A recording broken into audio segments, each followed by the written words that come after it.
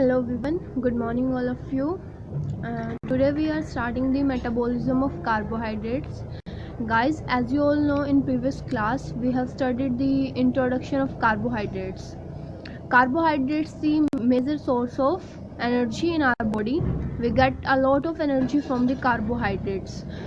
जो कार्बोहाइड्रेट्स होते हैं वो हमारी बॉडी में स्टार्च की फॉर्म में प्रेजेंट होते हैं, जिनका जो डाइजेशन होता है वो हमारे माउथ से स्टार्ट होता है और स्मॉल इंटेस्टाइन पर जाकर ख़त्म होता है। सो गाइस, आज हम पढ़ेंगे मेटाबॉलिज्म मीन्स कहाँ कहाँ कैसे जो भी हमारे कार्बोहाइड्रेट्स हैं वो मेटाबोलाइज हो रहे हैं और क्या हमें उनसे प्रोडक्ट मिल रहा है और कितनी एनर्जी हम गेन कर रहे हैं और कितनी एनर्जी हमारी लॉस हो रही है।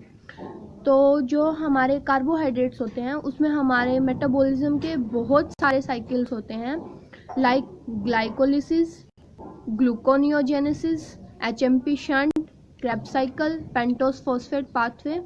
तो आज हम उन सबको एक एक करके स्टडी करेंगे। तो जो आज का हमारा अभी का टॉपिक रहेगा वो रहेगा हमारे मेटाबॉलिज्म ऑफ कार्बोहाइड्रेट्स।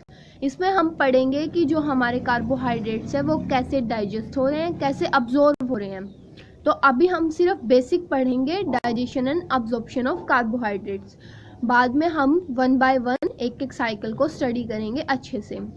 तो फिर आज जो हम बताने जा रहे हैं कि जो हमारे कार्बोहाइड्रेट्स है वो कैसे डाइजेस्ट होते हैं, कैसे अब्जॉर्ब होते हैं। सो हमारे साथ बने रहिए ज़्यादा से ज़्यादा अपडेट्स के लिए, ज़्यादा से ज़्यादा वीडियोस के लिए। और अगर किसी की कोई पर्टिकुलर कोई विश है कि हम उस टॉपिक पर वीडियो बनाएं तो उसके लिए हमें कमेंट सेक्शन में ज़रूर बताएं और हमारे चैनल को सब्सक्राइब ज़रूर करें। Thank you so much. चलिए स्टार्ट करते हैं।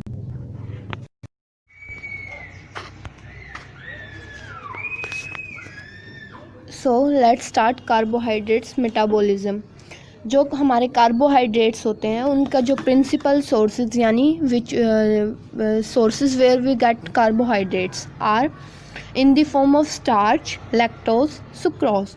जो स्टार्च होता है हमारा वो हमें मिलता है सीरियल्स से, पल्सेस से, पोटैटो, राइसेस से। और जो लैक्टोज होता है, लैक्टोज हमारा प्रेजेंट होता है मिल्क के अंदर। और जो सुक्रोज होता है वो हमें टेबल शुगर से मिलता है। तो ये हमारे तीनों हैं, क्या है, हमारे प्रिंसिपल सोर्सेज हैं यानी प्राइमरी सोर्सेज हैं कार्बोहाइड्रेट्स के, जहाँ से हम कार्बोहाइड्रेट्स को लेते हैं।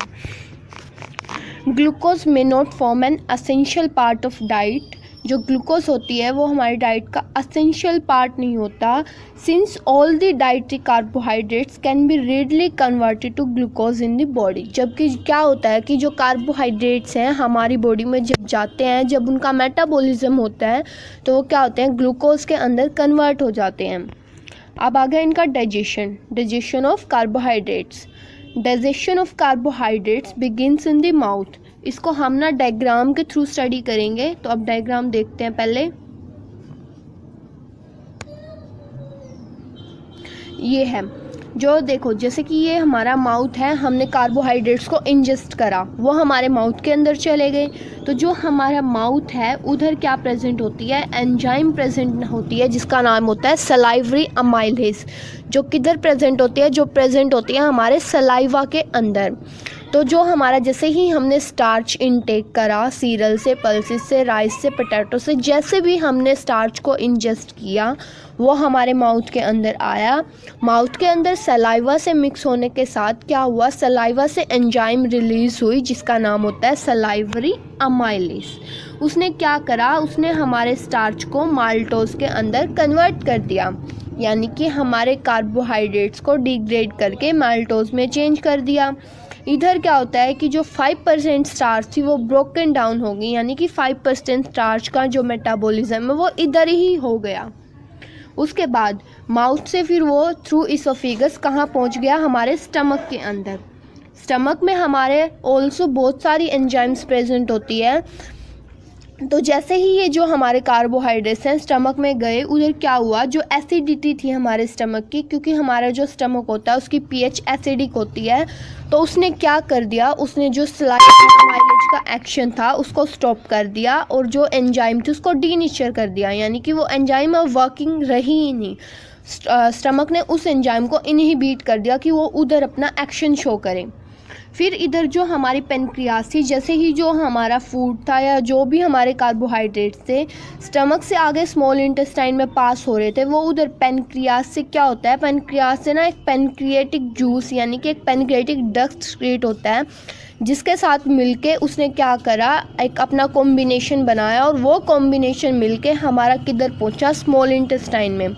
जैसे ही जो भी हमारा स्टमक कंटेंट था वो स्मॉल इंटेस्टाइन में पहुंचता है, तो जो पेनक्रियाज है वो भी क्या करती है, वो भी अपनी एंजाइम क्रिएट करनी शुरू कर देती है, जिस एंजाइम का नाम होता है हमारा पैनक्रिएटिक अमाइलेज। पैनक्रिएटिक अमाइलेज वो स्क्रीट होती है पैनक्रिएटिक डक्ट से और फिर हमारे स्टमक के कंटेंट के साथ मिलके किधर जाती है, हमारी स्मॉल इंटेस्टाइन में।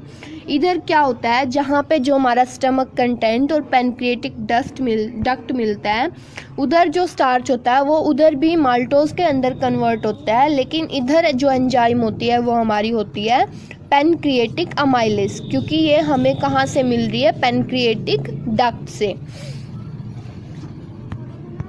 तो ये था हमारा सारा डाइजेशन ऑफ कार्बोहाइड्रेट्स। डायग्राम के थ्रू हम इसको बहुत अच्छे से पढ़ सकते हैं, बहुत अच्छे से हमें याद हो जाएगा। अब ये कुछ पॉइंट्स हैं, इनको दोबारा रिवाइज कर लेते हैं। Digestion of carbohydrates begins in the mouth where salivary amylase hydrolysis starch into smaller polysaccharides and maltose। ये हमने बताया था, डाइजेशन हमारे माउथ से बिगिन होता है इनका और स्मॉल इंटेस्टाइन तक एंड होता है। Chewing stimulate the production of saliva. जैसे ही हम कार्बोहाइड्रेट्स को च्यू करना स्टार्ट करेंगे तो उससे हमारा सलाइवा प्रोड्यूस होना शुरू होएगा और सलाइवा के साथ मिलके हमारे कार्बोहाइड्रेट्स डिग्रेड हो जाएंगे माल्टोज के अंदर। यहाँ सिर्फ 5% ही स्टार्च ब्रोकन डाउन होती है।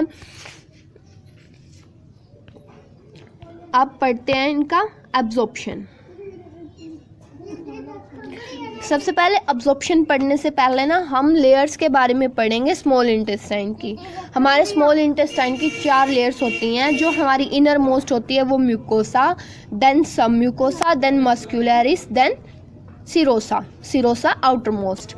तो जो डिफरेंट मोनोसेक्राइड्स होते हैं, monosaccharides means like glucose, maltose, ये वो क्या होते हैं, वो हमारी म्यूकोसल लाइन में अब्जॉर्व होते हैं स्मॉल इंटेस्टाइन की। जो ये हमारी इनर मोस्ट लाइनिंग है, इधर वो सारे क्या होते हैं, मेटाबोलाइज होते हैं, यानी कि अब्जॉर्व होते हैं। और with the help of 2 mechanism. वो 2 मैकेनिज्म क्या क्या है हमारे, एक तो एक्टिव ट्रांसपोर्ट और एक फैसिलिटेटेड डिफ्यूजन। जब जो हमारा फ्रक्टोज होता है वो फैसिलिटेटेड डिफ्यूज़न के थ्रू हमारा अब्जॉर्व होता है, तो जो हमारे एक्टिव ट्रांसपोर्ट की प्रोसेस है वो भी क्या कर देती है, हमारे ग्लूकोज और गैलेक्टोज को अब्जॉर्व करना स्टार्ट कर देती है। ये सारी जो भी प्रोसेस होती है उसको एक चीज़ हेल्प कर रही होती है, जिसका नाम होता है हमारा SLGT1। SLGT1 means sodium link glucose transporter. ये एक ऐसा ट्रांसपोर्टर है जो हमारी अब्जॉर्प्शन ऑफ कार्बोहाइड्रेट वाली प्रोसेस को क्या कर रहा है, स्टिमुलेट कर रहा है, उस चीज़ को हेल्प कर रहा है कि चलो मैं भी तुम्हारे साथ हेल्प करता हूँ। In the villi, absorb monosaccharides pass through the intestinal mucosa cell and enter the liver via the portal vein। फिर क्या होता है, जो हमारी विलाई होती है स्मॉल इंटेस्टाइन के अंदर, उधर जो मोनोसेक्राइड्स होते हैं वो पास हो जाते हैं हमारी इंटेस्टाइनल म्यूकोसल लाइन से और पोर्टल वेन के थ्रू यानी कि ब्लड सप्लाई के थ्रू लीवर एंटर कर जाते हैं।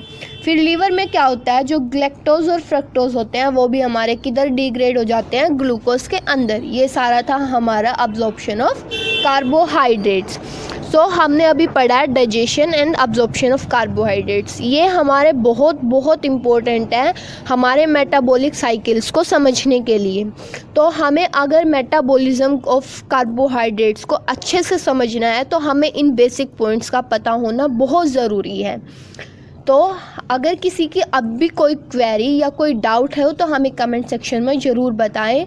Thank you so much. अपने व्यूज़, अपने आइडियाज़ हमें ज़रूर शेयर करें और ज़्यादा से ज़्यादा हमारी वीडियोस को शेयर करें, हमारे चैनल को सब्सक्राइब करें। Thank you.